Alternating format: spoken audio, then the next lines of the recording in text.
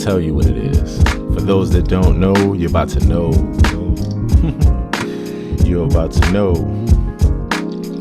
What's the flow in AP morning is one that starts after 12 noon.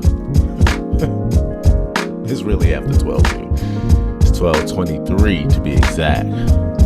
But it's an AP morning. So why is that AP morning? Because I get the opportunity to hang out with my peoples and continue to create sequels on top of sequels on top of sequels on top of sequels. And what I mean by that is this ability to talk on the phone and hang out with people that I love, who I feel are sent from above. Yes, people like Robbie. Oh, looks like I got a nice little echo. Yeah.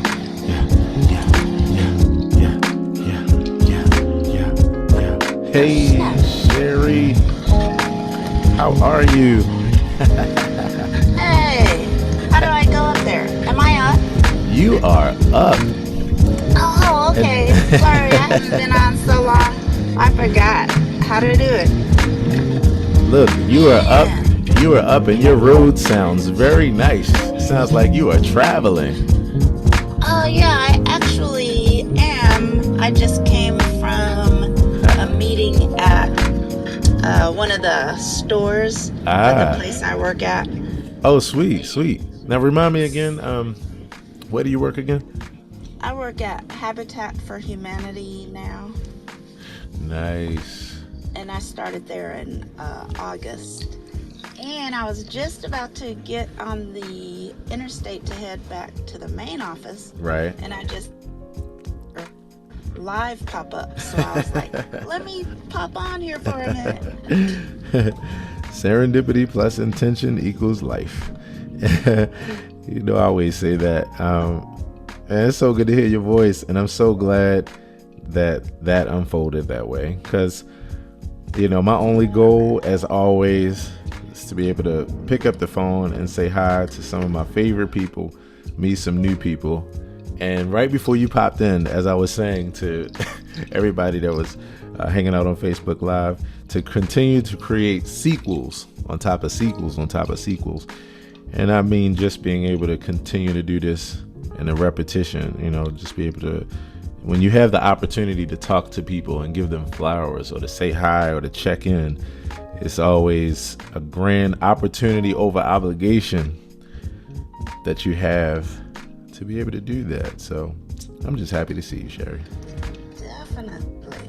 Yeah, I'm just happy to be able to say hi. Yes. Hey, and I saw you read that long email that I sent about my car radio. Yes. I loved it. I love that you took me through that experience. Oh my goodness. Yeah. Because I was kind of mad at my radio since it had a Baltimore address on it. Right. Hey, James. All right. Look, now me being from Baltimore, you know that made me crack up. So, James, I'm from Baltimore, you know, and everybody else hanging here, I'm from Baltimore. And so, Sherry, you said that a song popped up on your radio, right? And it had Baltimore, Maryland on it? Well, no, my radio, it's a refurbished model. Right. So apparently they don't clear off what other people had loaded on it. Right, the past history, right. Right. And so it had like music that I thought was Keith Sweat. Right. And then the Guide Me Home button put up an address of 4229 Frederick Avenue in Baltimore, Maryland. Right. So I was like, what? So what made you get mad? Hey Viv, how you doing? What made you get mad, Sherry? I think because I've traveled around a lot. Right. In my work, and then with my dad being in the Army. Right. And I guess even though I know DC is close to Maryland. Right. I wasn't aware that I had ever been in Maryland. So I guess it was like, all the states I've been to, it's got to be a state I ain't never been to on my radio. Which Look, is kind of silly, but no, it's fun. You know, this is the reason why I'm over here cracking up laughing, because I'm like, oh my goodness, Sherry, isn't it enough that you got a good friend named Aaron Hill that's from there to make it work? right. But and so like that that's part? the thing. Right. This was about 4 or 5 years ago. Oh, So got you. It was I before heard you. of And you right, and your psychic skills hadn't developed yet. That's right. Your ESP skills, hadn't developed. Exactly. So Oh so I man. didn't have any connection to Maryland, Right. which I guess shows me that I'm apparently biased, because just because I didn't have a connection, then I shouldn't get mad. At this That's state, interesting. Yeah, That's an so interesting I'm like, realization. mm-hmm. Well, here's the fun part, and this is why I get so excited about just, hanging out here, being able to talk to some of my friends, hang out for a bit, because the thing is, now that you have realized what you've realized, now you have the opportunity to have some fun and do something about it. And you got a silly friend here in Maryland. No, at least, where you can at least have a few laughs with, if you swing through. And I want to meet you, Sherry. I want to meet you. No, definitely. And I hope you want to meet me too. I Yeah. definitely do. So I know if you ever get down this way, I don't know if I'll ever get up that way again. I was at a training in Alexandria, Virginia, Okay. a couple of years ago, but Yeah. again, that was before I had met you on Facebook. Right. Well, I tell you this, it is my business to come your way. In fact, one of the things I'm excited about, that's why I get so excited about my street serenades, because with my street serenades, I have the opportunity to travel the country and to travel the world, doing something that I love. So it is my business to get out there to see you. Right. It is so my business, and I'm starting to make, starting to get the tour schedule together and everything. And I'm going to be traveling this fall, and of course into 2022.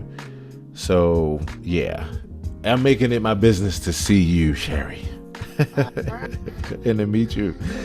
With all the fun times that we've had, you know what I mean? It's just like icing on a cake, But of course, because of the fact that nothing can take the place of a live experience with someone. It's like live music. It's like no matter how much music you listen to, on your CD player or on your MP3 player, like it just never it can't replace being actually live in person and actually feeling those vibrations.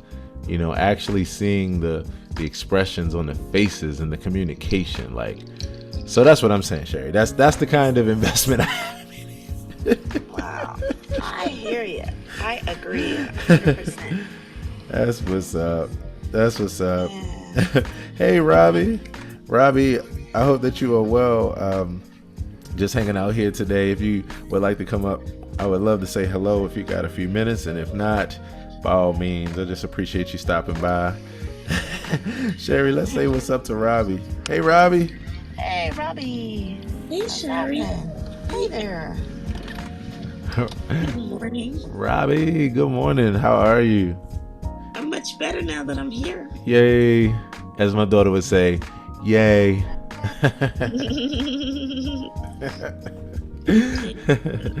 So yeah, Robbie, how are you? Did you have a good weekend? Good week so far, I guess I should say. Good week. Yeah, everything just blends into the moment now. That's what I was just about to say. Look, I'm sitting here talking about, did you have a good weekend like it's Monday? It's goddamn it Friday. I should be saying, are you preparing for a good weekend? But it's like you said, I'm living in this damn continuum. It's like one moment, And here's the funny part about it. That makes it both the yin and the yang. That's what makes it the best of times and the worst of times. Because our whole deal is being as much in the moment as possible. And what better time do you have than in the midst of a time period when you can't even remember the damn day, let alone what time? Because your whole schedule has changed and every neural pathway pattern that was in your brain dug deep has now been washed by the ocean and is now all even again. Yeah. It's amazing. I always tell people that when I was diagnosed with multiple sclerosis, it was first like, what? Right. And then it was like, oh, this is my present. There you go. As in present. Right. And I was like, oh, wow. Who gave me such a wonderful gift? Right. It's like, oh, who gave you this gift? It's like, what you gonna do with the gift? Look, let me tell you something. Let me tell you, more importantly than who gave the gift is what the hell are you gonna do with the gift? Let me tell you something. You couldn't have said better words to me. Dianara, oh my gosh. Hey, Dianara. Dianara's hanging out over here on Facebook Live. Dianara, I just hit you up. Oh my gosh, she's in Clubhouse. See, that's what I'm talking about. I'm sorry. Dianara. You finesse Clubhouse strategically with all your live streaming and all that. It's just like, I'm your fan. Let me tell you something, Robbie. Wisdom. This is what I'm talking about. Wisdom. We should start calling it Wiz Smart. Wiz Smart, right? More importantly than where our gifts came from, how they came about, if it's a who or what or where, when or why or how, is more importantly, what are we going to do with them? That is the most important thing, because the deal is we are here doing this thing called life, and you got some choices to make. So where's my canvas? Whether or not you think that you are the designer or not, you are still choosing to pick up the pen and design and make a choice. So with that, you are, my friend, designing and drawing and writing out the story of your life. So it's so important for you to think about, okay, this is who I am. This is where I am. This is what I want. This is what my preferences are. Okay, this is the gift that I have or been given. This is the talent that I have. What am I going to do with this? Let's talk about it, Robbie. Oh my gosh. Like, how to now? Yes. Do you know how to now? Now you know. Yes. Yes. It's just like, even those letters, how to now. Yes. Do you know how to now? Do you know how to now? Do you know how to now? How wonderful. Like, even just those symbols look like, whoa. Whoa. Right. What a vibration that is. Yes. How to now. Do you know how to now? Do you know how to now? Do you know how to now? I like the fact that your present was double entendre. Oh my gosh. Your present gave you the opportunity to be present and to be the present. Yeah, I be who I be. Be who I be. Just be who I be. It's just easy to be me. Yes. If I be who I be. Yes. Funkified and fancy free. Hey, Robbie, have you ever read or listened to the audiobook Conversations with God, Neil Donald Walsh? Not yet. Oh my gosh. Okay, so I know it's the next thing that's on your plate. Please and thank you. Check this out. Thank you. One of my favorite statements in that volume. Oh my gosh. So I give everybody a what it is. Conversations with God is this audiobook, this book, this Neil, what's his name? Neil Donald Walsh. And I have to be careful because my other favorite person in life is Neil deGrasse Tyson. So I have to make sure I don't get them mixed up. But Neil Donald Walsh, I believe is his name. He wrote this book. It was about an experience that he had where he felt like he was talking to God. And in the conversation, he's asking all like the basic questions that we ask, like, why did you do this? What is this for? Blah, blah, blah. And so the answers are being said by him, he's speaking to himself. And then as you're listening, he goes from being a male to a female. It's really interesting. So one of my favorite sayings in there is when he asks a question and he says, like, you know, what are these things for? Is this for this? Or, you know, I have to think of like a question, but the answer will be like a normal answer. It'll be like, yes, this is what this is for,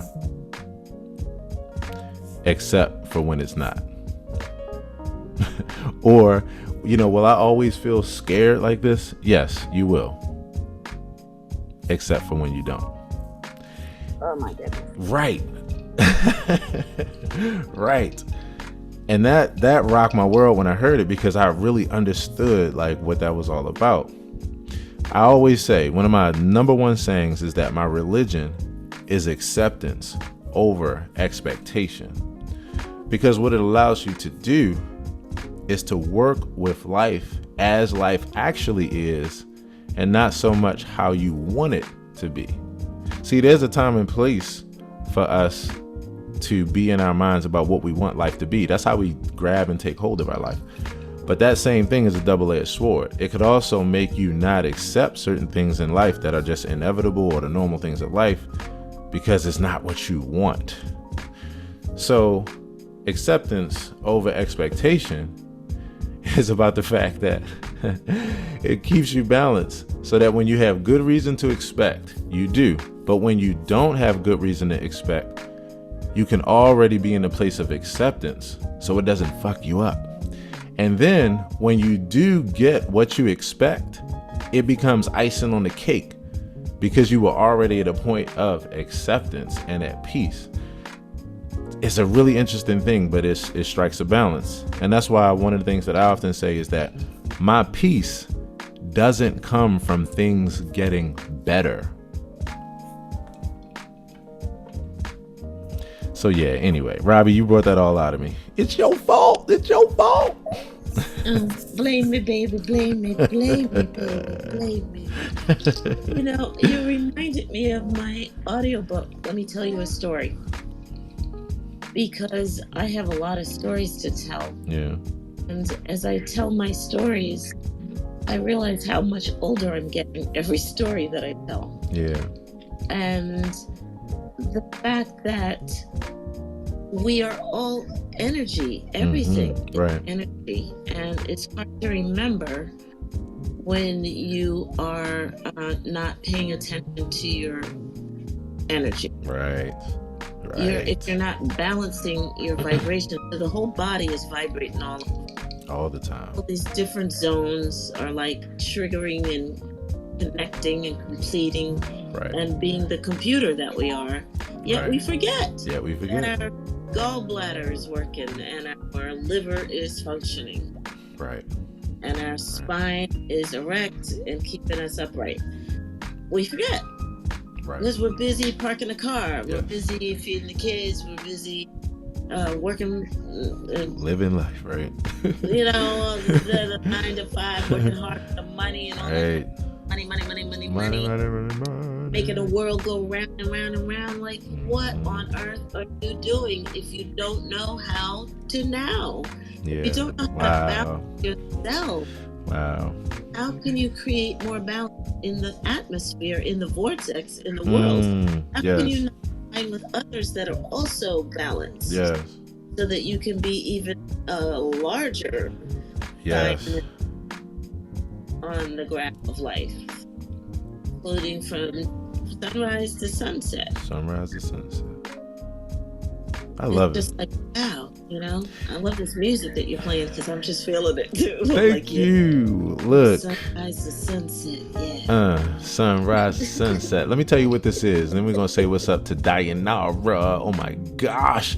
I'm so excited to see my people, just to hang with people who, oh man, we go back like stacking caps and waves since December of 2020 when I got into this Clubhouse app.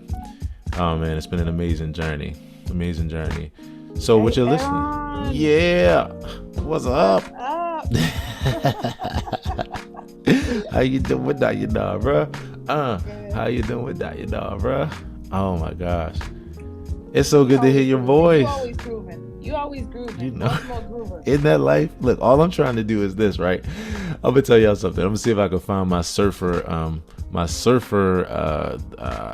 what do I call it? My surfer saying, I guess, my surfer philosophy. So all I'm trying to do, right, as I find this on Facebook, and one day I won't have to do this because I'm gonna have my 5M Experience app, and I'll just open it up and just go right to my own sayings, you know, like any other person with a Bible. So, I say that for me, it's all about the fact that there's a wave. The wave is life. You're either gonna learn how to surf and ride that motherfucker, or it's gonna crash on you and destroy you. And here's the thing, life don't care. It's just a wave. It's just a wave, Dayanara. So I'm just trying to ride it, Dayanara. I'm trying to ride the wave. You know me, I be riding all kinds of waves. Yes. Oh my gosh. I think about like all the things that I've been through. Like, there's no way I would have survived if I would have just like given up, like put my hands up and just drowned. No, that's not an option. Not now or ever. I'm telling you, I feel you on that though. I really feel you. I mean, to me, I won't say that it's the only way to approach life, but if you're going to strive for this thing called happiness, if you're going to strive to be able to be in a place where you can enjoy this ride, enjoy this wave, you might want to take a dose of that. You might want to take a dose of that. I say, one of the things I say is that, life is like a roller coaster. Like, you're going to go through the ups and downs. You can either experience those climbs and those drops with your hands up in exhilaration, or balled up, cringing in fear.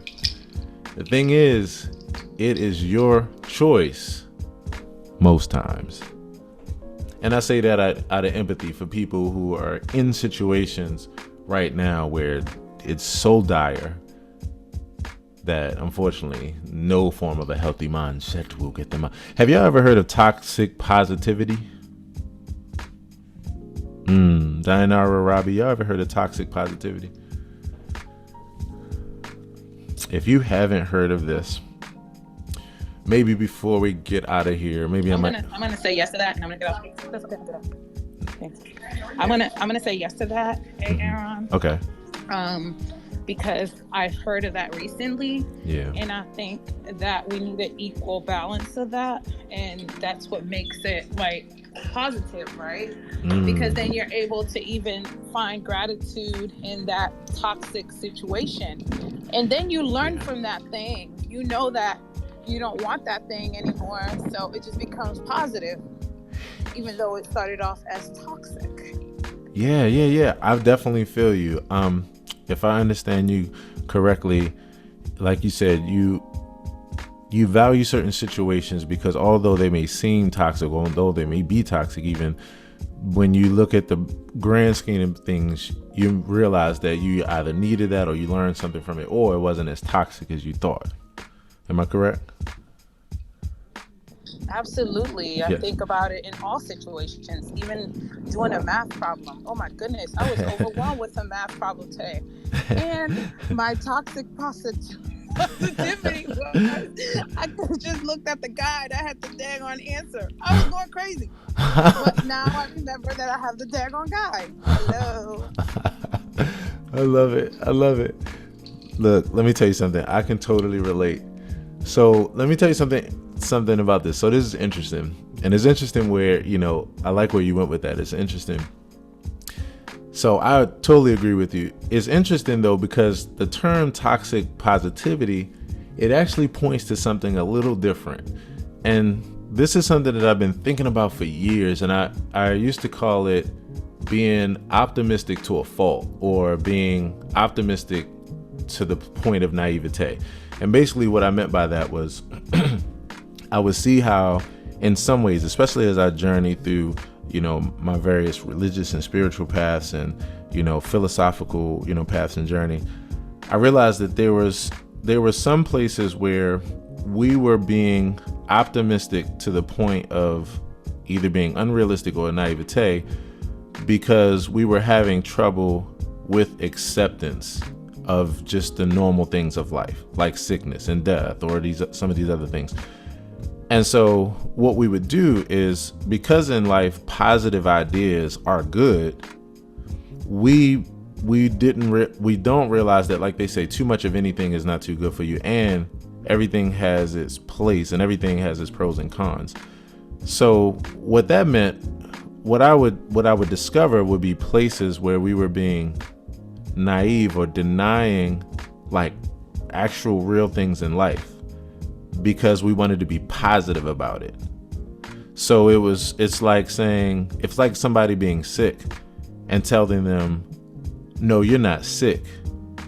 The problem is just your mind right now. You're not actually sick. I know that your body right now is being eaten up. Like I see these cells are growing, but you're not sick actually. It's just that you have a wrong way of thinking right now. And if you were to just correct your thinking, then you'd be fine. You know, your body it would be okay. And because of the fact that we do have ways of healing ourselves, but we go overboard to where in certain cases, what I would argue is that we're having such trouble just dealing with the reality of life in that moment. We don't want to face it. We don't want to believe it. We've been telling ourselves differently the whole time, that this just becomes something so hard to accept that we just be overly positive about it and act like it's not what it is. So that's more so what this term, and I just became familiar with this toxic. I just became familiar with it as a term, but I've been talking about this for a while because I'm the most optimistic, positive dude in the goddamn world. But I realized, like, as I was traveling through my different spiritual and religious paths, and I would look at certain principles and I'm like, wait a minute, like right now we just don't want to accept right now that the knees break down at some point, and that's where the pains come from. We're telling ourselves, no, it's not that, because it's just that you haven't prayed hard enough, or it's just that, you know, your mind is just not in the right place, so it would change. And just because there are places in life where that's the case, we think that that's the case all the time and in every instance. And so people die because they don't receive medicine and these kind of things because of toxic positivity. So it's an interesting thing. I'm wondering what you all think about that. And I'm gonna actually read a definition. In fact, let me do this and then I'm gonna open it up and reset and say hello to everyone. Toxic positivity is, and this is from Medical News Today, toxic positivity is an obsession with positive thinking. It is the belief that people should put a positive spin on all experiences, even those that are profoundly tragic. Now that, to the first listen of that sounds like, oh man, that's ridiculous. Like, cause of course you should be positive about everything. But what I found, and this is why I'm an optimistic nihilist, because what I found is there are places where we just are unable to accept that something was tragic. And instead of dealing with that and maybe even saying like, I need therapy around that because that impacts me in this way. Instead of us doing that, we go into denial, and we go into denial through positivity. This shit is deep. Yeah, we go into denial without paddles. We go into denial without paddles. I love it. Oh my God, that's beautiful. Yes. Can I build on what Please.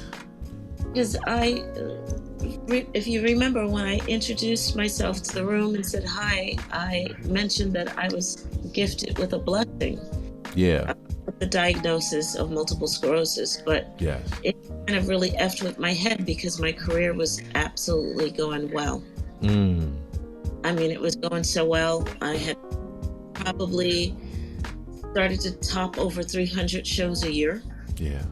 Which was pretty impressive because there's only 365 days in the year. And right. I didn't think I was working that much because I'm in school assembly programs. School is only 5 days a week. Right. How could I be working that hard? Because I just overworked. I wanted that success in my field. Yes. And yet I had a little stop gap there going on. Right. Because I had forgotten to take care of myself, working so hard. Oh my gosh. So obsessive with like being successful. Yes. Whatever as a children's artist, because as long as you were the kid, they're like, "Yay, hi, nice to meet you, bye. I gotta go over here, I gotta play, bye." That's it. That's your moment. Well. Right there. Split second. Wow. They tell the truth. And they real quick about it. Right. They're happy with you, clapping their hands, or they're not. They're gonna go because it's boring. They're moving on. Right. And when I realized, like, but I gotta do this. I gotta do this more. I have to. And I was like, what is the goal? What's the number that you're looking for? Because you're obviously looking for a number that you have to achieve. Right. Do you want to do 500 shows a year? Do you think that's a smart goal to set? And it's like, wow. I really set that as a goal. I just said, it's like, well, you know what? You need some time to think about what goals you're setting. Mm-hmm. So why don't you have a seat? Mm-hmm. And it's not like I was needing a seat. I think when I came out of the hospital, there was a cane waiting for me at my home when I came back. And I had never been to the hospital before. So I was like, wow, that was kind of cool. Can I tell you about my experience in the hospital? And they were like, you're sick, Mom. You have multiple sclerosis. And I was like, why y'all acting like it's sad? Wow. And then I was like, it's not sad. So there was that positivity that started to become toxic. Because I decided to prove to my family that I was absolutely fine. And I technically was having some brain malfunctions going on with my myelin.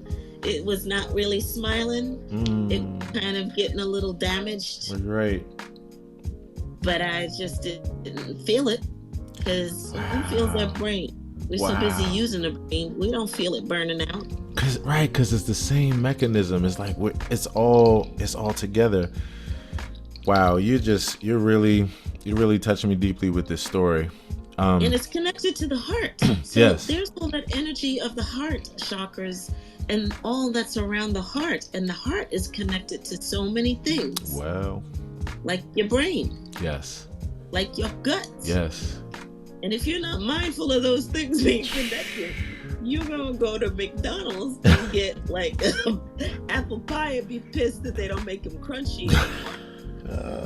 You say, well, I'm going to say it one more time. Oh, well, you know how in church they be like, oh, well, let me tell you something. You are really, really, really speaking to me. And this is why I'm so excited about this moment. So many things brought to realization. Toxic positivity. This is a real thing. And this comes from the most positive dude in the world.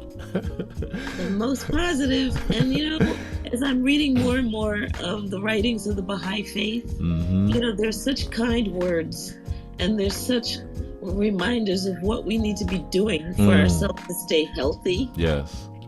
To stay mindful, to stay kindful. And allow ourselves to be blindful.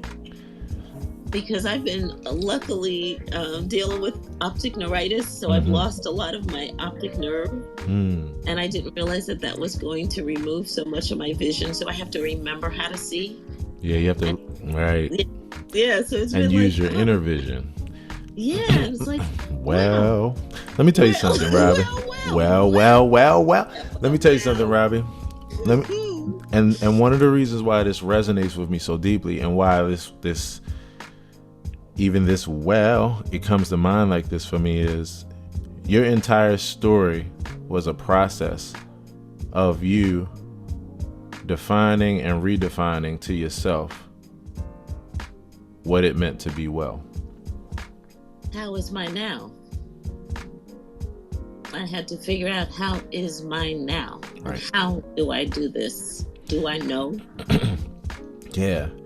What resonates with me, the other things that resonates with me about your story is like, when you first started telling the story, you got to a place where you were talking about what it meant to be well. And in that place, you were talking about success. You're talking about the shows and these kind of things.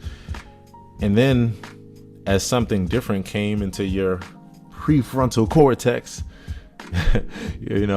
then all of a sudden your definition of what it meant to be well shifted into this place where you find yourself today. My psychotherapist teacher, he talks about this all the time. My mentor, Dr. Jeff Zeig, shout out Dr. Zeig, man, and Milton Erickson. He often says, and I think he said Milton Erickson was the one that brought this to his realization, pun intended. He said, it's not about knowledge. It's about realization. That's what it always is for us as we live this life. This brain has the capacity to hold so many things. That's why it's so amazing, and it gives its own self a mind fuck as well. That's the reason why, because of the fact that it's all contained in this one thing. And the way that we survive and the way that we thrive is about what's in our prefrontal cortex, what is right there in front of us, what's in our realization, because that's how you deal with what's in front of you. That's why it works out in the pro and it works out in the con, depending on the situation that you're in. Because if you're in a survivalist situation that's really dire, then that means you got to deal with the things in front of you in a whole different way than someone like Aaron Hill, who has his issues in life, but like, golly, is in a much more fortunate place than many people,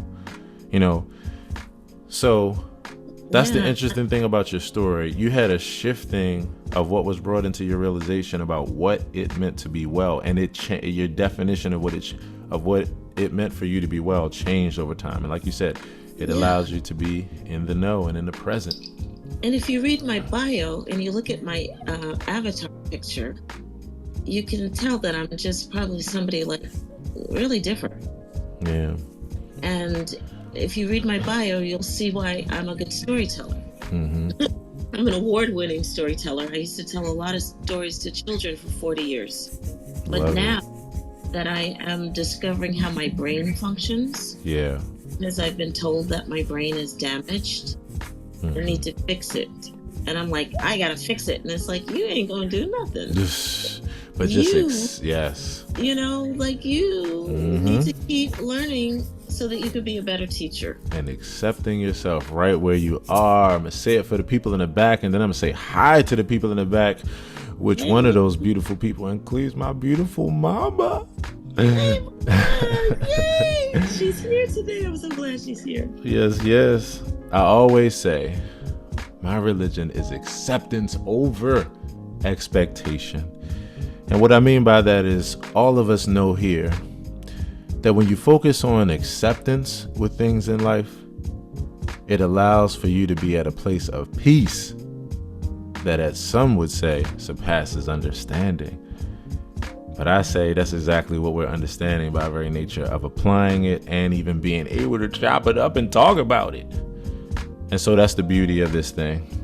With that, I want to say hello to Emma, my mama, Cheryl T, Moomin, and Mimi.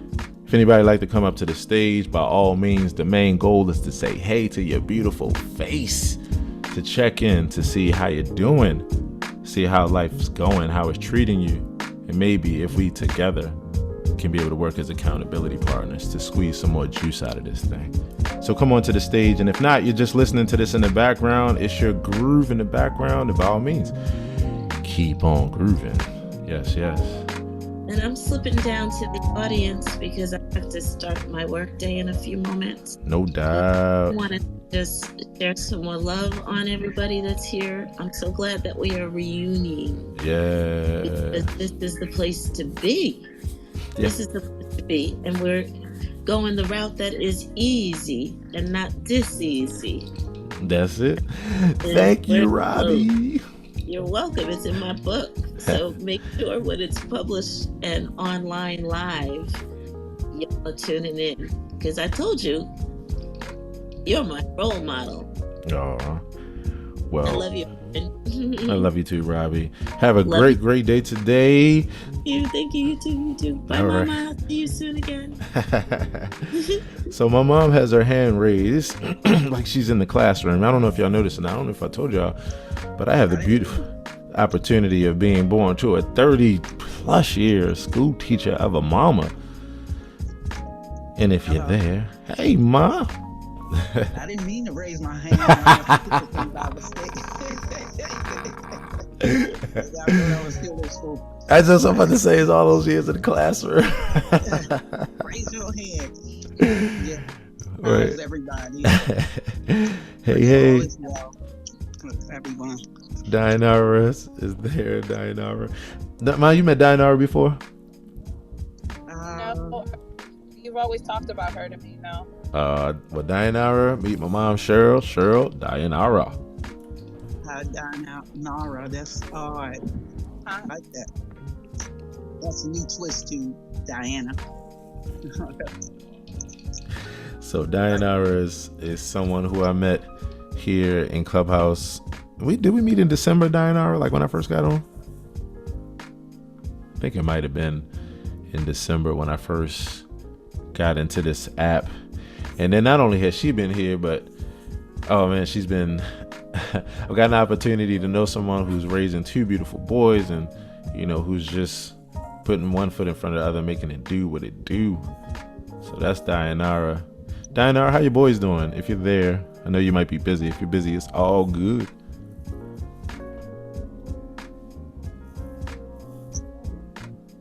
You there, Dianara? All right, if you're there, it sounds maybe your phone must be with that. Sorry, I'm in a bad area, so I'll probably be. The boys are doing what? You couldn't hear me? Oh, there we go. I heard you all in like it pushed it all into 5 seconds. So you're like, the boys are good. I hear you. So yeah, that's good to know. I'm definitely glad of that. Yeah, for sure. I wanted to add also what you guys were talking about. Yeah. I definitely think all of that can be avoided when we live in the moment. Mm-hmm. So even whatever situation, just living in the moment and being okay with the feelings that we feel in the moment. Right. That's what it's all about. Hence the reason for this moment, and why when I have the opportunity to be able to hang out with my friends on the phone and kick it, is why I take advantage of the moment. What we know is that the thing is, we must cherish. We should. And it's not even that we must. It's just that if you're going to experience this thing called life and actually have some good times in the midst of that roller coaster, those ups and downs, then you might want to get with living in, savoring, and cherishing the moment. And the reason why is because, number one, you don't get it back. Number two, it's how you sink into the greatest things. It's how you squeeze the juices out of it so that you can really, really experience it. So take the time. Sometimes it's looking at a flower. Sometimes it's talking to your friends on the phone. Sometimes it's just sitting quietly, peacefully, giving yourself that rest that you've needed forever in a day. But whatever it is, I say, hey, just be in the moment. Thank you, Dianara. Right. Or even just crying, right? Or feeling sad, or Yep. I don't know, just feeling being right where you are. Feelings that right, exactly. So you know what's funny, Dianara? It's like many times we don't have a problem being where we are. We have a problem accepting that we're right where we are. It's like, it's that little teeny nuanced conundrum. And that's why I always try to stand in a place of giving people permission. Like you said, crying, laughing, like it's just being where you are and accepting that. Not judging yourself, giving yourself self-compassion, still striving, still doing what you need to do to push forward, but just accepting where you are. Acceptance over expectation. I promise you.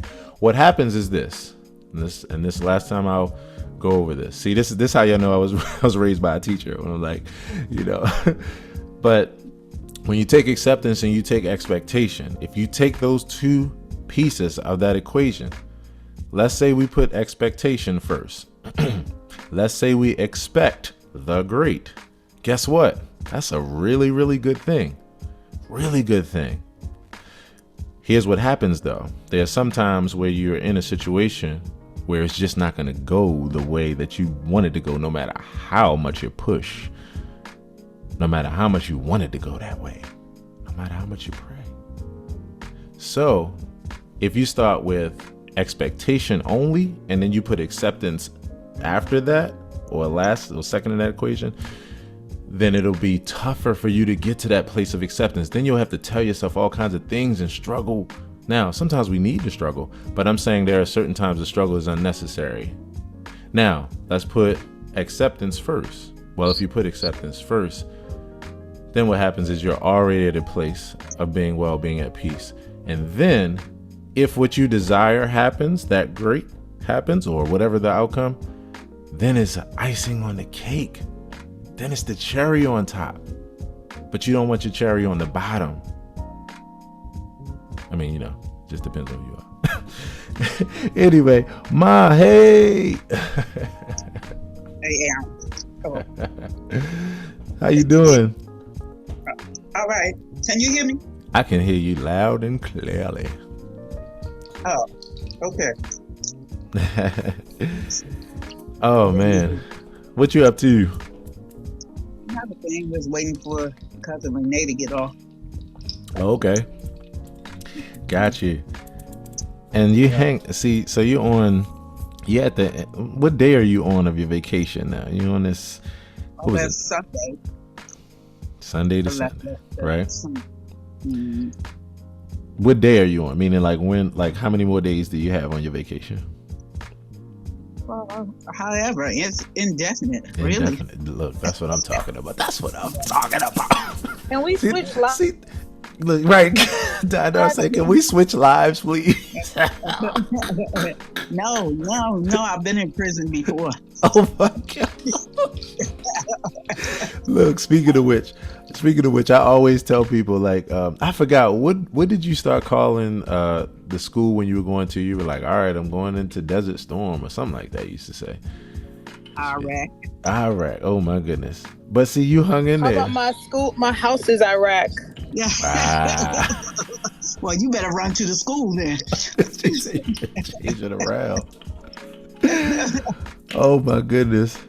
But look, let me tell you something. But what you're saying, I might be Baghdad. What you say, Donna? What you say? The school might be Baghdad. The school might be Baghdad. Oh man. But you hung in there, man. You hung in there for 30 how many years? 30, 11, 30, 13? No, total, the school system, 40.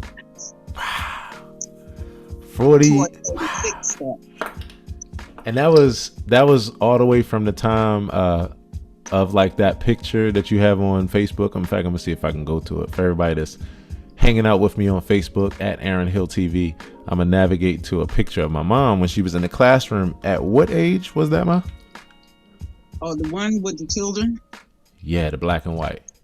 No, you talking about the high school? My yearbook picture? The one where the one where you were in the classroom with the children. The one where I said, did one of the children take that picture because where it was? Oh, right. Oh, yeah. Okay. I don't know what year that was, but I kind of earmarked it. I was age-wise, I had to be 51, 52, 53. I say that because I cut all my hair off when I turned 50. Ah. I started locking my hair at 55. Right. So it's in that frame of 50 to 53, 54. Got you. Okay. So, you know what? So you were 53, 54. So, at this point, and you said you spent the total of about 40 years, because you're going all the way back to when you were an assistant, right? Yeah. Wow. 7 years. I was straight out of high school. 69. Let me ask you a question. I don't think I've ever asked you this before. I'm sorry. I didn't mean to cut you off, but it's making me think about something. Out of all of those years of teaching, what would you say is the biggest lesson that you learned, or the biggest thing you learned about children or something like that? What's the biggest thing you learned as a teacher out of 40 years of teaching? Well, not so much as the kids, but it gave me a rude awakening of having kids prepare prior to coming to school. That's when I worry about labeling everything, going to the library with you. It really just engrossed me to make sure you had a firm foundation right when you started school, because we are the first teachers. We cannot wait until they go to kindergarten. Well, your teacher will teach you right your name and teach you how to write your name and all of that. So all of those prerequisites are very important. right This way, you won't have to go to a meeting in reference to your child may be placed in special ed, and right. it becomes new to you. Right. You should be the first one that knows, because of your prerequisite preparing. Then you would know whether your child has a learning disability or dyslexia, right and all of that. It shouldn't be spanking brand new when they have to call you to a meeting to have your child placed right for their help. So it was more so an eye-opening reference to what we as parents must do. right wow. I can imagine that Dianara can relate to that, especially Dianara. Do you homeschool your boys? There's somebody I know that homeschools. Yep, yeah, that's us. We've been homeschooling for 5 years, and I couldn't agree with you more. So my boys, I had a son that was had issues in preschool, but fast forward now, right? I'm still teaching my boys how to learn. Like, that's the main thing, not what to learn, how to learn. Right? Because we're the first teachers, like your mom says. It is true. So simple things like unloading the dishwasher, loading and unloading the dishwasher. There's a process Right. That way you learn your children. The dishwasher, right? So just like in the morning, I've told him, okay, in the morning when we get up, unload the dishwasher. Right? Then during the day, we put the dishes in as we go along, the dirty dishes. And then in the evening, you wash it. And that is just the routine, right? Just learning procedure, all of that the teachers, by the time, I just feel like we can do so much at home, and sometimes we don't. So I agree, Ms. Cheryl. You're right. Right. It helps because it teaches you the students' learning modality. Because everybody has a different learning modality. Right. So, and each child, whether they're siblings or not, has a different one, even though they come from the same parents. They don't learn the same way. Wow. The thing that really makes me happy about this moment is, I'm often giving you praise about just how I was raised in an environment where I had a lot of education and exposure. And the thing is, there are not many parents. Well, let me put it this way. There are many parents that don't realize, because of maybe how they were raised, that everybody has their own way of learning, their own modalities, as you said, or their own way of processing. You have some people that are visual learners, some more experiential, some are more analytical, and so the number one thing that we can do as a human race is to know this fact right here, that we all learn and process and think and even feel differently. That way we can be with each other right where we are and not try to apply cookie cutter models. They have their places for certain things, but when you get down to individuals, that's where the problem comes in.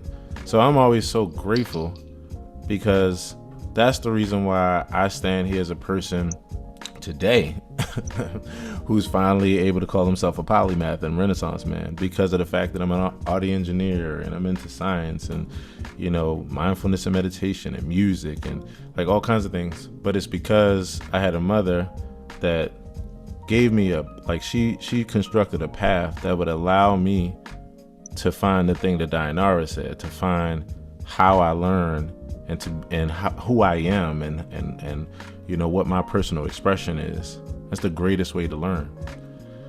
So But I'm I always was grateful for that. also, yeah, I was learning as I was teaching you, because like I said, a lot of that was not given to me Right. coming up.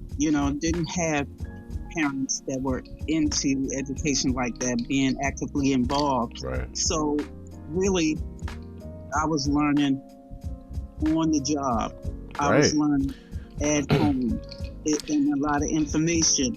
I always felt, even going through my career, because least likely, in my opinion, to be in that status of being a teacher, I desired it as a child, but not engrossed in it there once I finished high school, that I wanted to go to school. Right. But being in the right place at the right time, God's blessing, He ordered my steps in that position, because there's no way.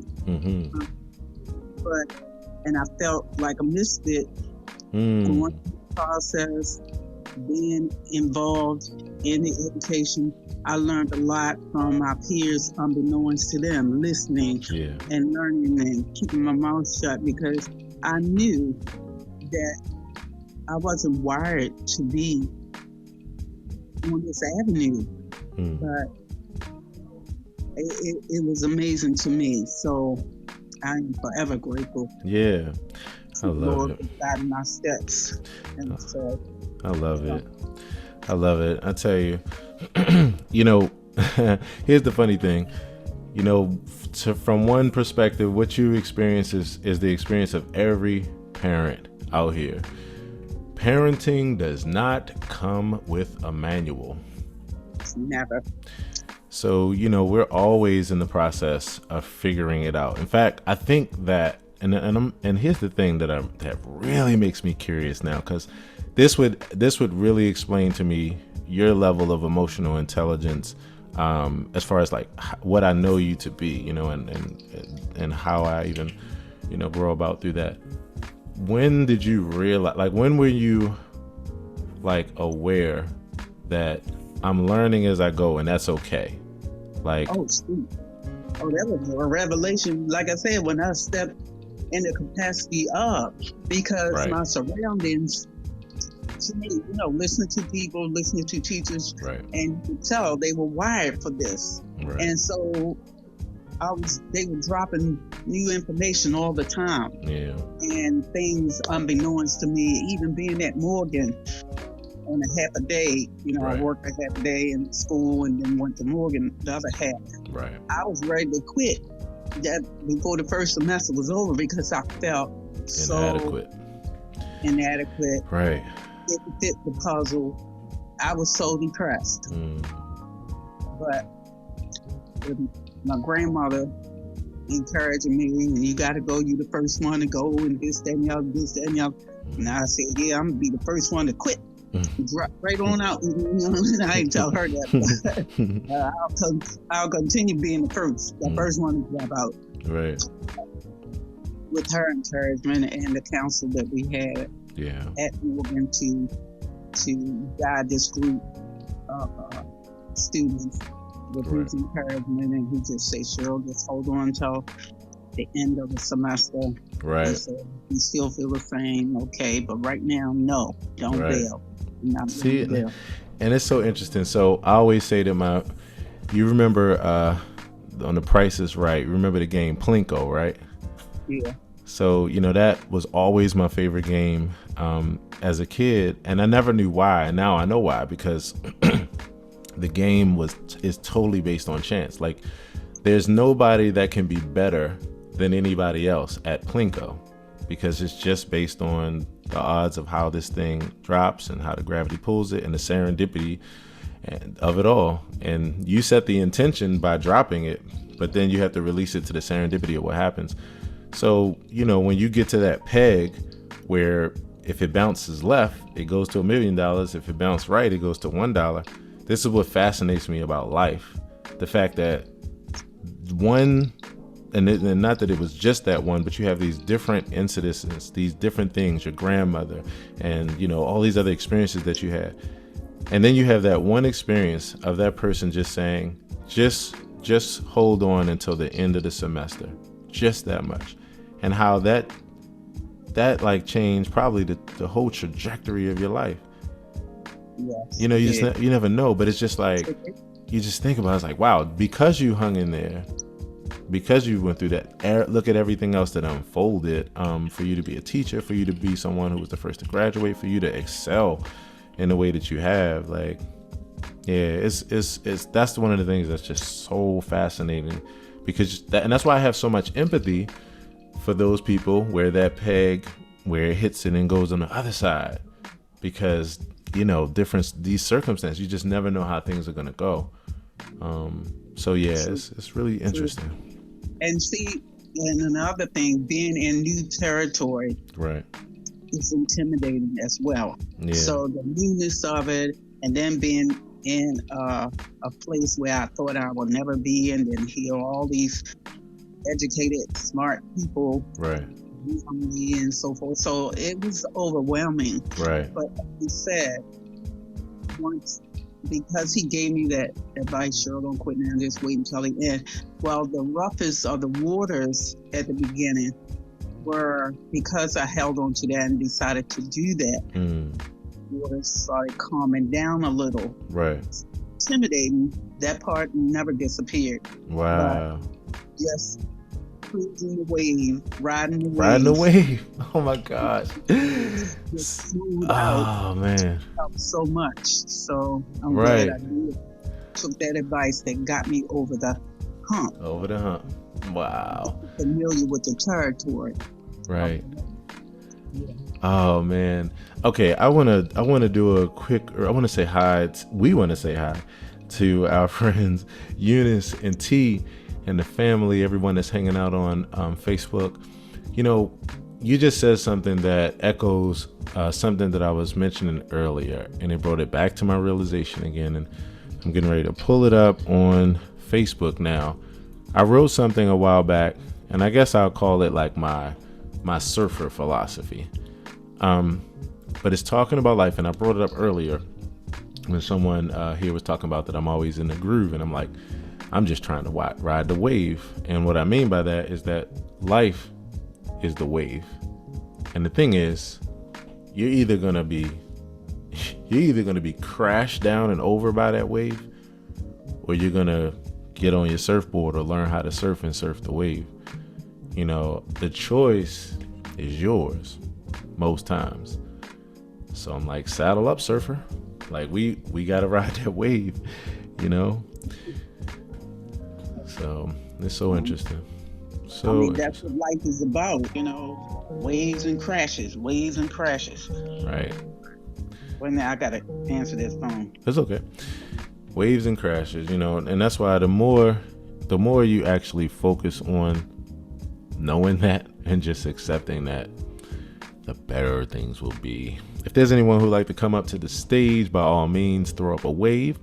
Would love to say hey, check in, see how you're doing. Also got some things to tell you all about with regard to this weekend. If you've never heard of Dinner on Blanc, don't worry, because I just heard about it less than 2 weeks ago. But Dinner on Blanc, I'm actually going to be featured there. Got the grand opportunity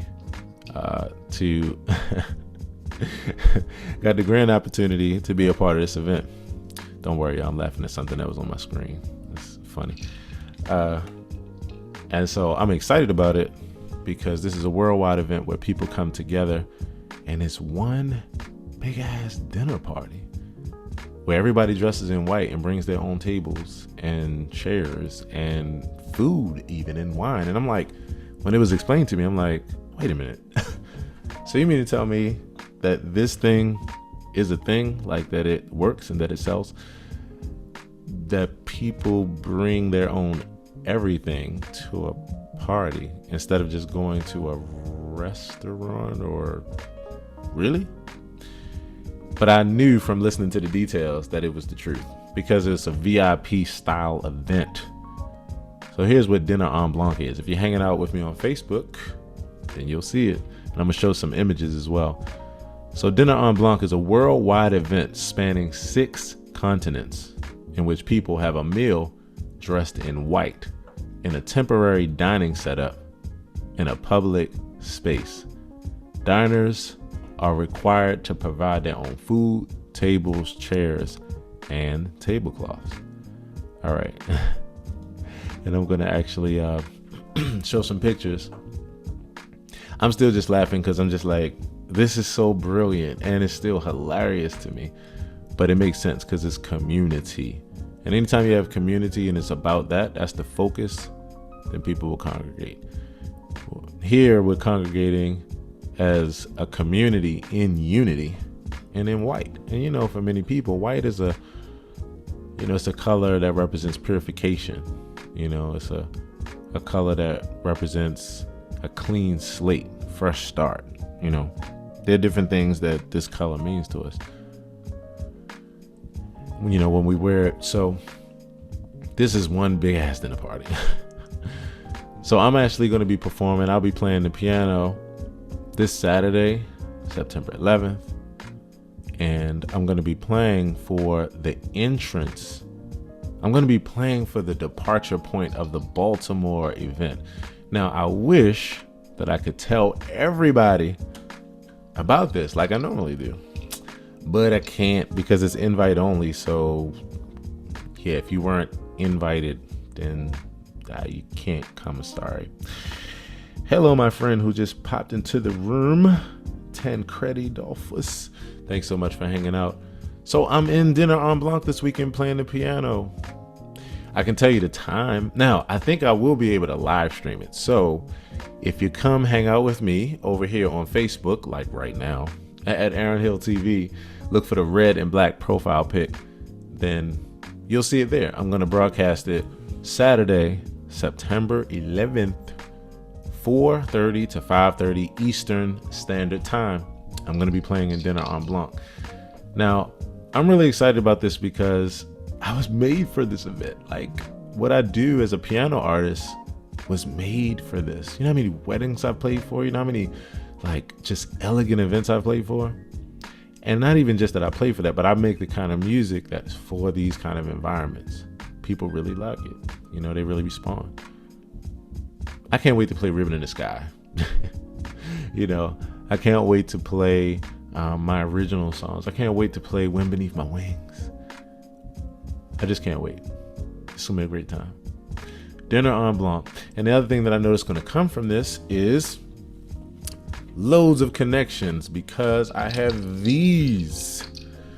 And I'll make this bigger in a second because I'll show y'all up close. But, you know, this is my new QR code card. This is the only card that you never throw away. I actually wish I had signed these, but I'll sign them one by one because this is memorabilia. So on these cards, there are QR codes that take you to my new homes. They take you to all my music. You get it for free from now on forever. It's just great. And so I'm going to hand these out. There's going to be so many connections that are made because my artistry is made for these kind of events. So I'm excited. Dinner en Blanc. Yes, yes. And then I'm looking forward to a fun weekend seeing waterfalls in Virginia. How about that? Yes, yes. In fact, it'll be my first time in life seeing these waterfalls. I'm excited. So that's that. If there's anybody who'd like to come up to the stage, by all means, throw up a wave. And I'm actually going to read this article right here about toxic positivity. We talked about it earlier. What is it?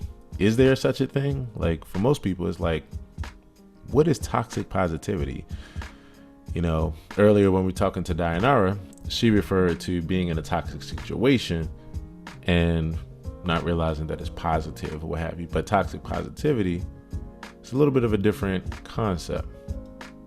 Got a definition for it, like the hit go. So toxic positivity is, the belief that no matter how dire or difficult a situation is, that people should maintain a positive mindset. This is from Very Well Mind. I'm actually going to read this because the thing about this is that it really seems like it doesn't make sense. I mean, you want to have the most positive mindset at all times, right?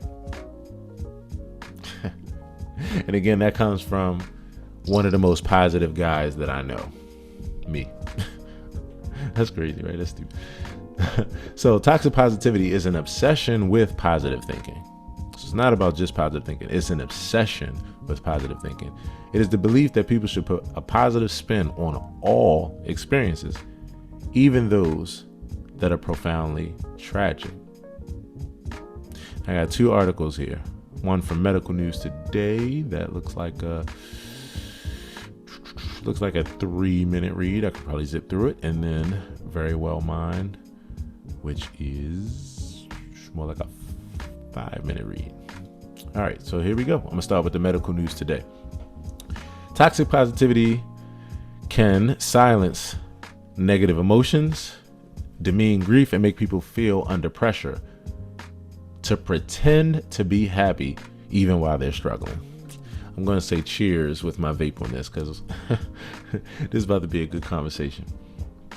In some cases, it may be self-imposed. For example, a person may try to appear happy all the time by presenting everything in a positive light. However, it can also be an external pressure, such as when people tell a person who is grieving to move on or look for positive in their loss immediately. See, that's the thing. We do want to move to a place where we can be positive, but there's sometimes we move there too fast and don't allow ourselves the proper time to grieve and to be in this sucksness. And then there are other times when we're just in denial. So keep reading to learn more about toxic positivity, including the risk dangers that come with it and how to avoid it. For several decades, books and popular media have highlighted the potential value of positive thinking. And there is some evidence to show that it can improve mental health. For example, a 2018 study of college students suggests that high self-esteem may support positive thinking, reducing the risk of suicidal ideas and gestures. However, the data highlighting the benefits of positive thinking also shows that factors such as social support and self-efficacy, which is a person's ability to cope, interact with positive thinking to improve well-being. Positive thinking does not exist in a vacuum, people, and is not a panacea for all of life's challenges. Toxic positivity imposes positive thinking as the only solution to problems, demanding that a person avoid negative thinking or expressing negative emotions. And like I was saying earlier, one place where I saw it show up really heavily was in New Thought philosophy. Yes, I said it, New Thought philosophy, where there are many people who look at something like a sickness and go straight to a denial, a place of denial, and a belief that there's no such thing as sickness and that's just a state in your mind only, while it eats up the hell out of your body. Oh, but that's just a manifestation and it's just of a thought. Oh my gosh. Yes. Yeah. It's more to it than that. And it's trying to go for the place of positivity always and walling off anything else. And what I found is that's because, we just have trouble sometimes just coping with the realities of things. It's just tough to just accept that we're just gonna die, actually, or this won't get better, or this won't,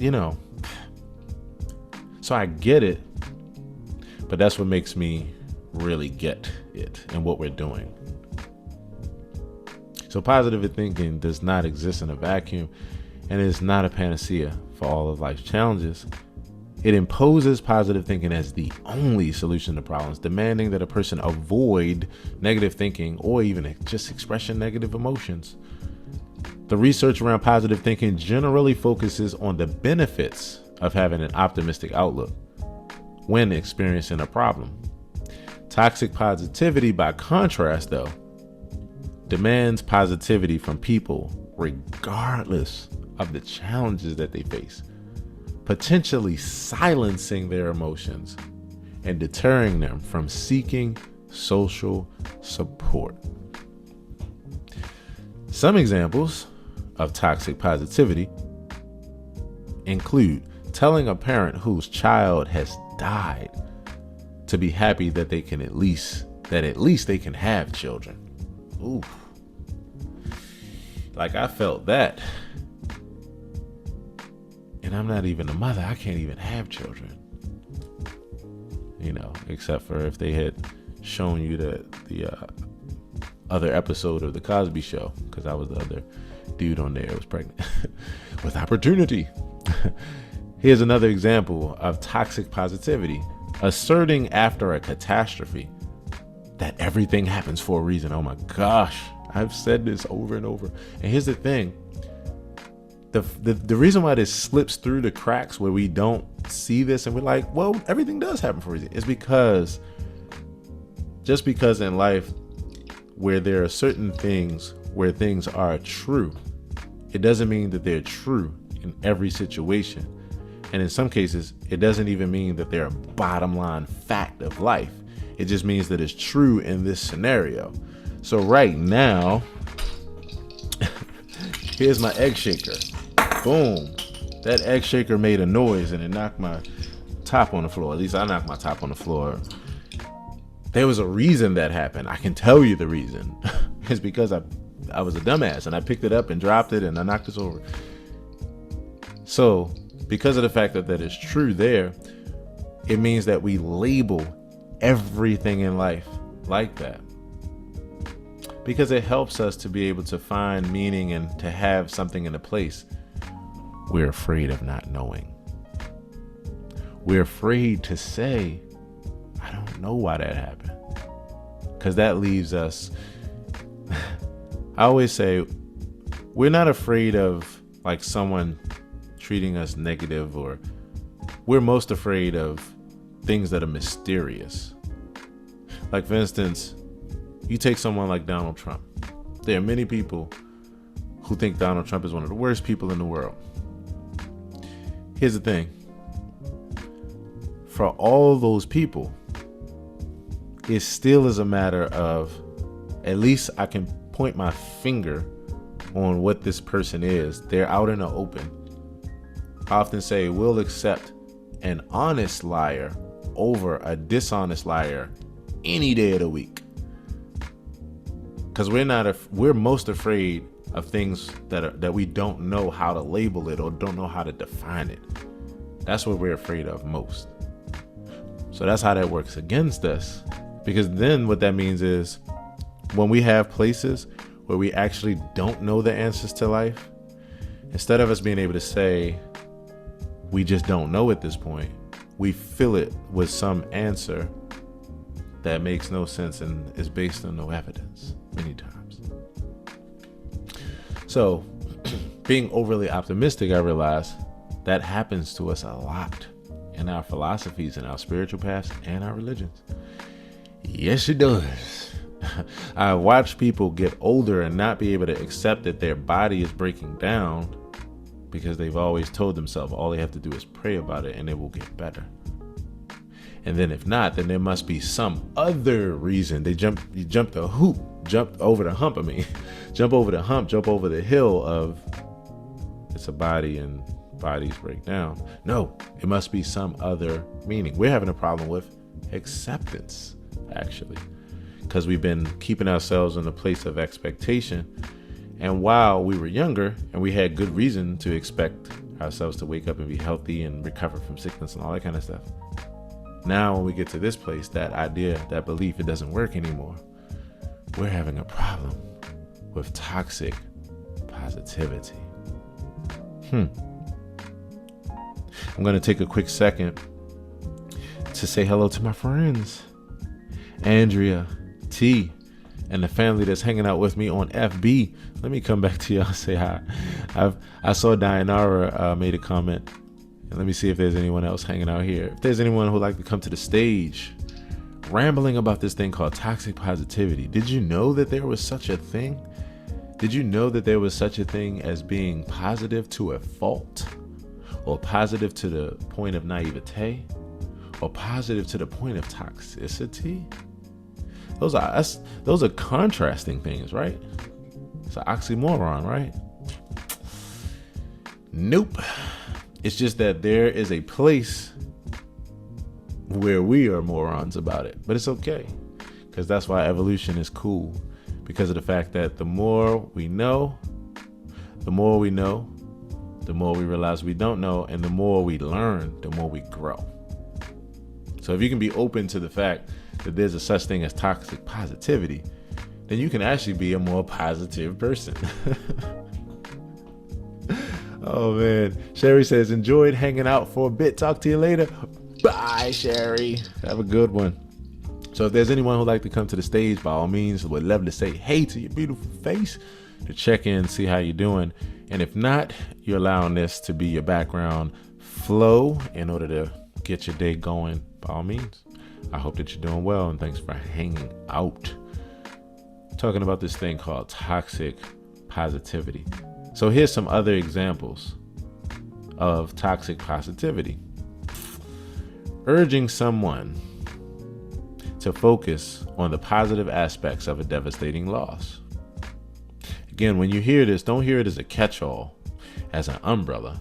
Don't hear it as all. What is saying is that if this is the only thing that we do, then we're being positive in a toxic way. We're not allowing for the whole range of emotions, the whole range of life and life experiences. Life sucks at times. It just fucking sucks at times. It's just what it is. And sometimes it's amazing. That's what life is. The more you can actually accept that, the more you'll be able to live this thing called life in a way that seems like you get much more peace and joy that way. So it's always urging someone to focus on the positive aspects of a devastating loss. Always and immediately. It's immediately and always telling someone to get over their grief or suffering and focus on the good things in their life. It's always and immediately labeling people who appear positive or do not share their emotions as being stronger or more likable than others. It's like always and immediately urging people to thrive no matter what adversity they face, such as telling people that they must enforce time at home during the COVID pandemic to develop new skills or improve their fitness. It's always and immediately brushing off someone's concerns by saying, well, it could be worse. Oh my gosh, that hurts. That hurts so badly. Because here's the thing. Yeah, it could be worse, but God damn it. Can I have some empathy with the fact that this hurts right now for me? Or do I have to be forced toward positivity? Something to ask ourselves. So why is this dangerous and risky? Well, a generally positive outlook is not harmful. However, a person who believes that they must only be positive may ignore serious problems or not address underlying mental health issues. There are real consequences here because a person cannot address their real shit because they're thinking that it's something that it's not. So similarly, people who demand, hey, what's up, bro? I'm hanging out on the show. Similarly, people who demand positivity from others may offer insufficient support or make loved ones feel stigmatized and judged. I know what it's like. I talk to people every day who have been in that place or who are in that place. Some of the risks of toxic positivity include ignoring real harm. A 2020 narrative review of 29 studies of domestic violence found that a positive bias might cause people experiencing abuse to underestimate its severity and remain in abusive relationships. Optimism, hope, and forgiveness increased the risk of people staying with their abusers and being subject to escalating abuse. Let's think on these things. Here's another risk: demeaning a loss. Grief and sadness are normal in the face of loss. A person who repeatedly hears the message to move on or be happy might feel as though others do not care about their loss. A parent who has a lost child, for example, might feel that their child was unimportant. A parent who has lost a child, for example, might feel that their child was unimportant to others, compounding the grief. Isolation and stigma. People who feel pressure to smile in the face of adversity may be less likely to seek support. They may feel isolated or ashamed of their feelings, deterring them from seeking help. According to the American Psychiatric Association, stigma can deter a person from seeking mental health treatment. Here's another risk: communication issues. Check this out. Every relationship has challenges. Toxic positivity encourages people to ignore these challenges and focus on the positive. This approach can destroy communication and the ability to solve relationship problems. And here's one final risk: low self-esteem. Listen, everyone experiences negative emotions sometimes. It's normal. I just said it. I'm the most positive dude in life. And I deal with anxiety every day. I deal with feeling sad every day in some way. All of us experience negative emotions. It's natural. It's normal. It's okay to feel this way. Toxic positivity, though, it encourages people to ignore their negative emotions, even though stifling them can make them feel even more powerful. When a person is unable to feel positive, they may feel as though they are failing.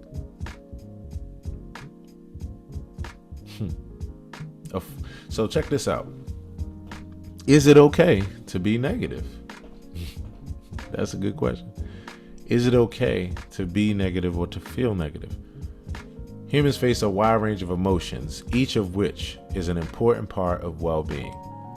Anxiety, for example, may alert a person to a dangerous situation or a moral qualm, while anger is a normal response to injustice or mistreatment. Sadness may signal the intensity of a loss. You know, one of the things about sadness and why we should be okay with it is because it shows you how much you loved the thing that you're sad about that you lost. Look at it, bring that to realization. Look at it differently. It actually shows you how much you loved, and you can be happy about how much you loved and appreciated something or someone. Now, yes, it has its places where it might not be helpful. But look, sadness is sadness. It's going to be there. That's how you are able, emotions are data for you. It allows you to know how you feel so you can know what to do about it. Or so you can at least know how you feel and know that something needs to be done. If you didn't have all the range of emotions, we would not be here to talk about this shit. We wouldn't be here. It's just knowing how to put them in their proper place and manage them properly. Allow them the balance that they deserve. So most people need help to deal with their emotions from time to time. So simply vocalizing emotions may make them feel less powerful, making a person or helping them to feel less trapped by them. Like sometimes just saying it out loud to someone, just having a listening ear. Some research shows that talking about emotions, including negative emotions, may even help the brain better process those feelings. An older study found that labeling and talking about emotions reduced the strength of certain brain pathways associated with those emotions. See, because you're exploring. This finding suggests that talking about feelings may make them feel less overwhelming. One of the things that I study within mindfulness and meditation is when they talk about being curious. Just looking at your emotions and being curious about them, looking at them and exploring them, walking around them, checking in to see what they are again. That curiosity helps to alleviate. And sometimes that curiosity might come in the form of talking to a friend or a therapist, or a friend or a friend that's in school to be a therapist, but is only in school to be a better friend, actually, and a professional empath.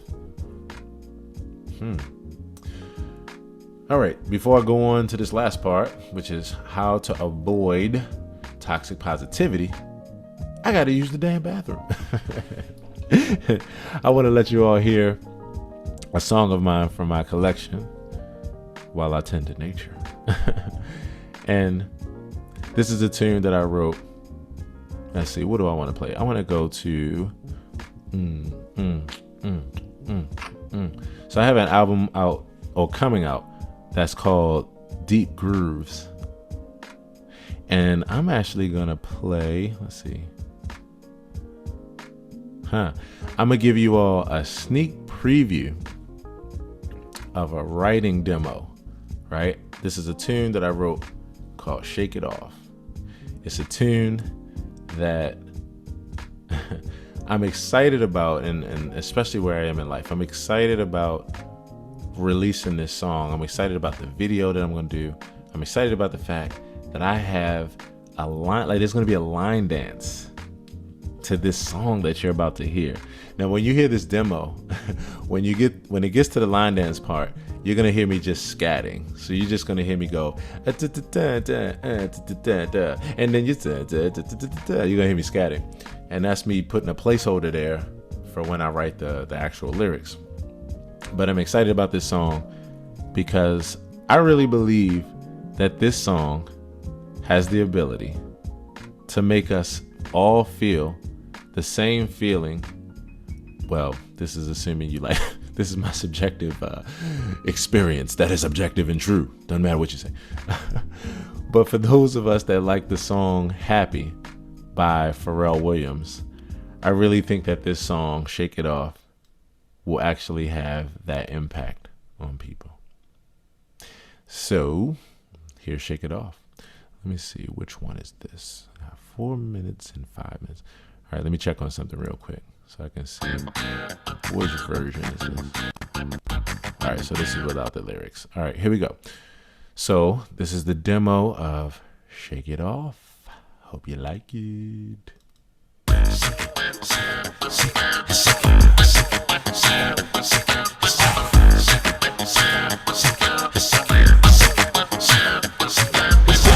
Together, put your hands together, put your hands together, put your hands together, put your hands together, put your hands together, put your hands together, put your hands together.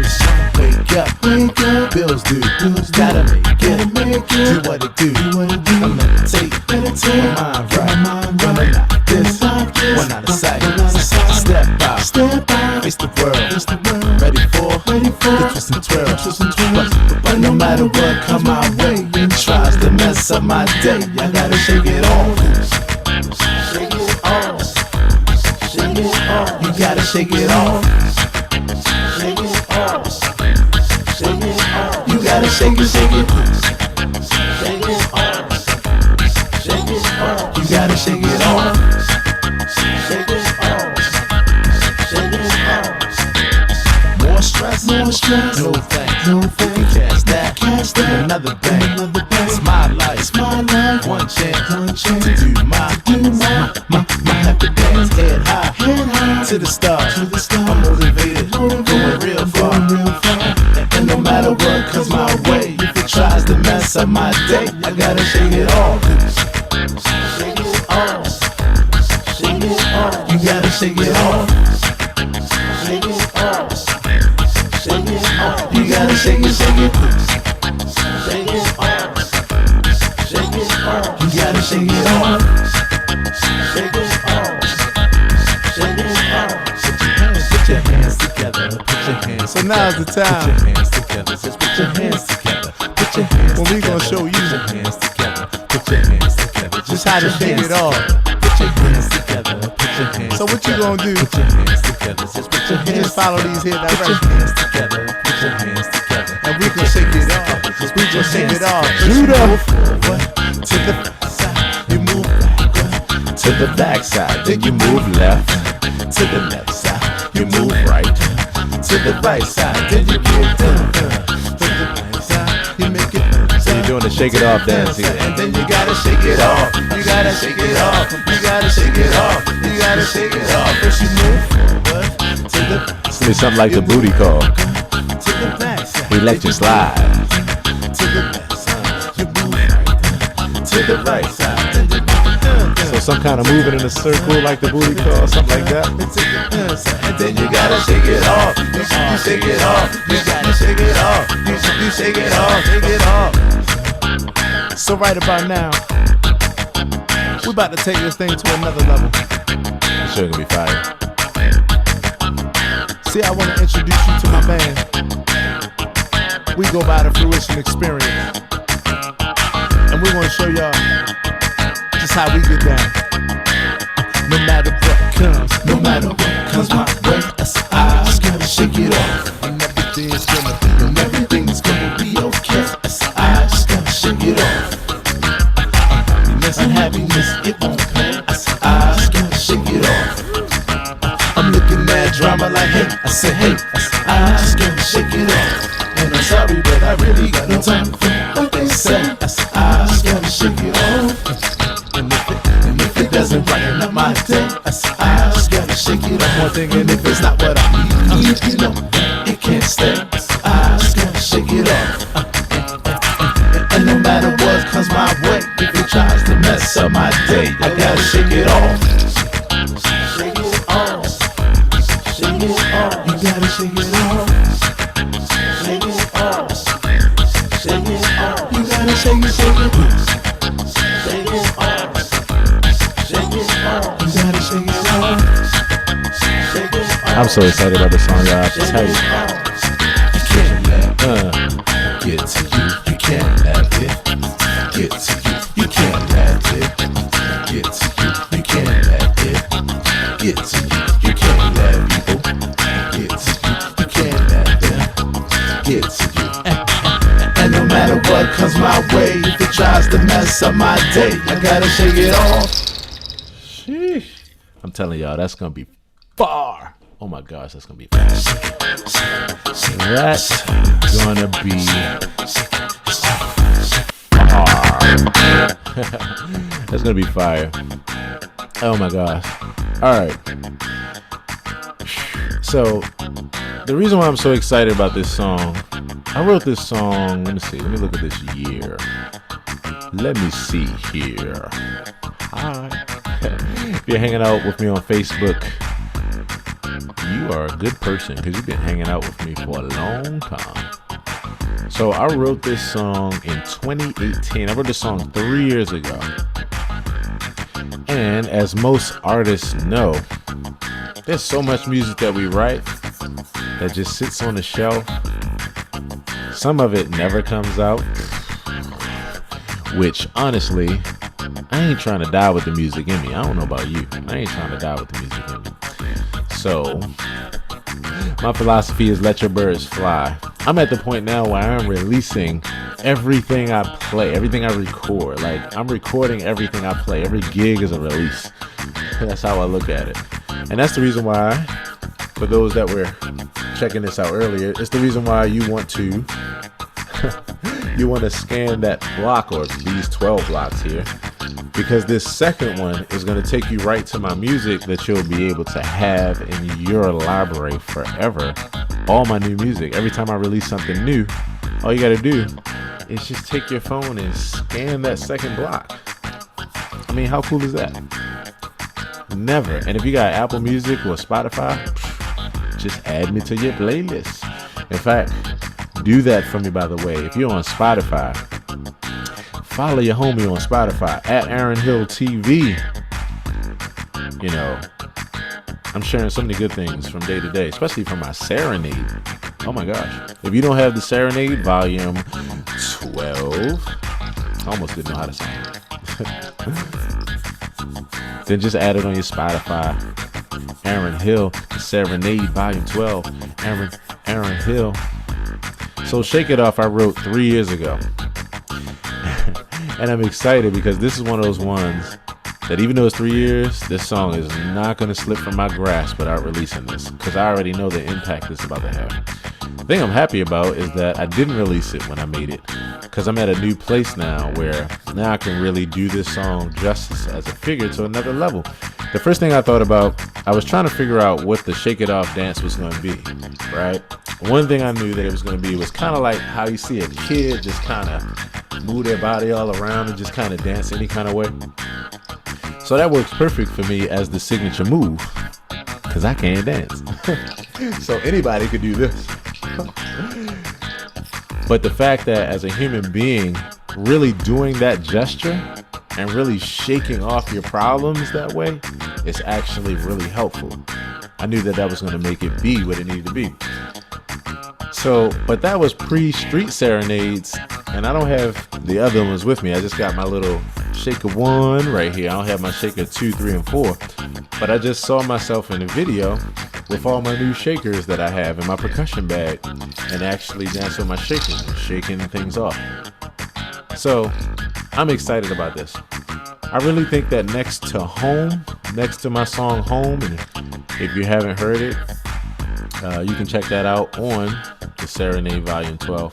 But I think next to Home, this will be one of the other just like songs that I'm remembered by, because this whole song is just about shaking off your problems and not letting the things of life get to you. Let me see if I can find the lyrics. See if I can find where I put the lyrics, because I want to repeat those lyrics to you again so that you can really hear what I was saying. And no matter what comes my way, if it tries to mess up my day, I gotta shake it off. Y'all gonna be singing this, I promise you. Shake it off. All right. So my computer wants to be slow right now. So in a few seconds, I'm gonna see if I can find those lyrics. Yeah. The other thing I'm excited about while I'm waiting on the wheels to turn in life, the spinning wheels, is that I'm coming out with a mindfulness and meditation app. January 2022. The 5M experience is coming to a home screen near you. Hopefully you'll have it right next to Clubhouse and Facebook and all those kind of things. But the 5M experience, mindfulness and meditation app, music, movement in the form of yoga, walking, stretching, working out, all these kind of things. Music, movement, meditation, mindfulness, mantra, all in one app. Since I was younger, I've always been the type of person where what I know, you know. So any information that I have, I'm always interested in sharing it. And then I'm always studying something to learn myself. So I always like to pay it forward. So I've been paying forward information since as long as I can remember. And that's why I was praising my mom so much earlier, for those that was hanging out with us here. Many people who don't share information are people that are insecure, because they feel like they have to hoard what they have or else it'll be taken. And that might be because that's a survivalist trait. Find ourselves in that place. It is never the most ideal or healthiest place. The healthiest place is being able to freely share out. Because contrary to popular belief, you need your fellow human being. Stop throwing people away. Have grace. Give people another chance. Now, that doesn't mean let them abuse you or take advantage of you. Hell to the no. No. But have that balance. Or if you can't have that balance with people, then that means you need to get around some different folk. Because you need to be around people who are healthy, and healthy enough for you to pour into them and for them to pour into you. I need you to survive. That's what Hezekiah Walker said. You are important to me. I need you to survive. All right. All that, and my slow ass computer still did. No, I'm just kidding. All right. So these are the Shake It Off lyrics. Shake it off. Shake it off.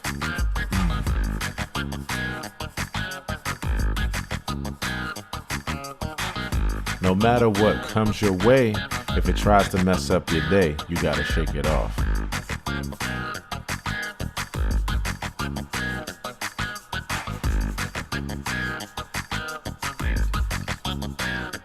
Shake it off.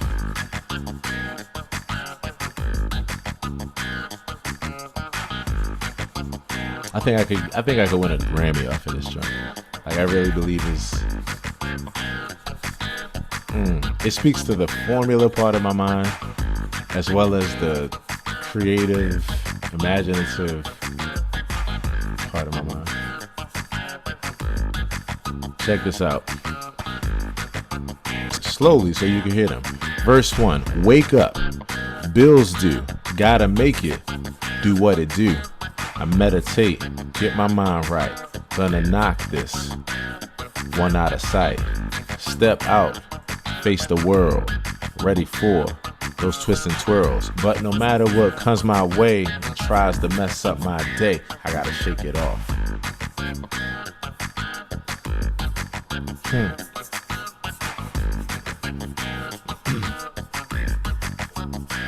So here's the other funny part about this song.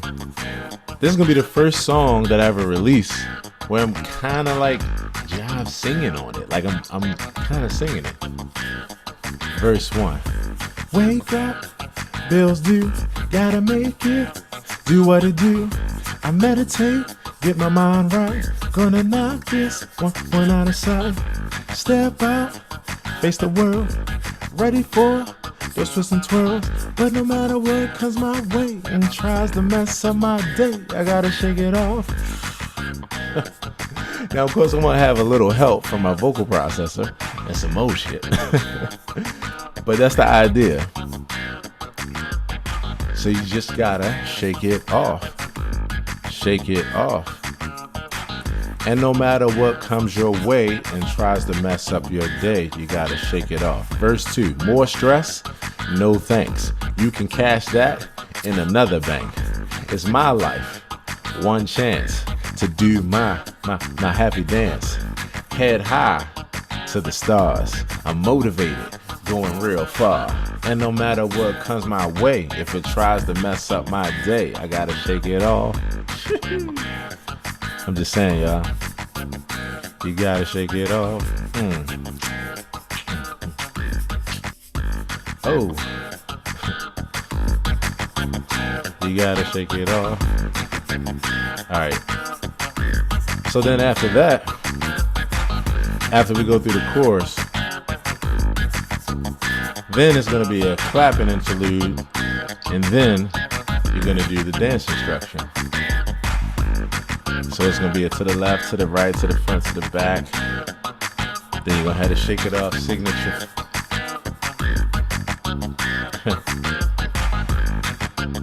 No matter what comes my way, I got to shake it off. Everything is going to be okay. I got to shake it off. Unhappiness, it won't pay. I gotta shake it off. I'm looking at drama like, hey, I gotta shake it off.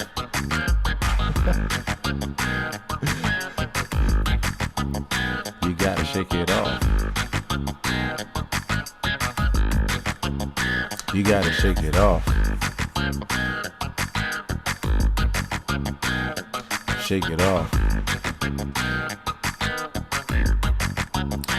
And I'm sorry, but I really got no time for what they say. I gotta shake it off. If it doesn't brighten up my day, I gotta shake it off. And if it's not what I need, you know that it can't stay. I gotta shake it off. And no matter what comes my way, if it tries to mess up my day, I gotta shake it off. So I'm excited about that song. And I'm excited about the opportunity to, in as many ways as possible, as I'm always doing, help people to shake off their problems, help people to shake off their stress, help people just another day, another moment at a time. And that's where we find ourselves as we conclude this experience. AP Morning Show. The funny thing is that it's morning somewhere, and it's damn sure not morning here because it's 2:13 Eastern Standard Time in the afternoon. Yes, let me say what's up to my peoples. Everybody is hanging out with me on the club, the house of the club. Sherry, Dianara, everybody. Also to those that's hanging out on Facebook, have hung out with me today. I appreciate you. As always, your consciousness is what makes this space what it is. So continue to think about these things, especially toxic positivity. Who'da thunk it that it was a thing? Yup, it is. And I'm also going to drop this article on my Facebook timeline so that you can continue to read about it. And we'll keep chopping it up on the next one. Can't wait to hear your thoughts, what you learn from it, and how you grow from it. So until then, I see you when I see you. And if you're not on Clubhouse, please download Clubhouse. Come on over, hang out with me. Let's rap a taste. Do they still say that? All right, everybody. Have a great one. Much love, much positivity, much peace. See you soon.